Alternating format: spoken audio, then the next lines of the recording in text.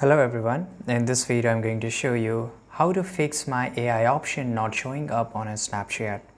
Right, so if you're facing this issue, you can solve this very easily. First of all, you have to just go to your Play Store and search for Snapchat.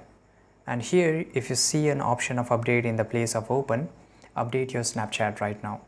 Now just click on open here and you have to just wait for a few seconds. Right, and here we will go to the chat section. And here, if you are not able to see my AI option, as you can see here, it will be always available here only if you have updated your Snapchat. So this is my AI, and here you can see say hi to my AI. So let's say I will just write here hello, and as you can see here, it's properly working, right? And I can just have a conversation with my AI.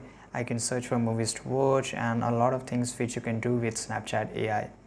Right, so this is very easy. I hope you found this video very useful. Subscribe.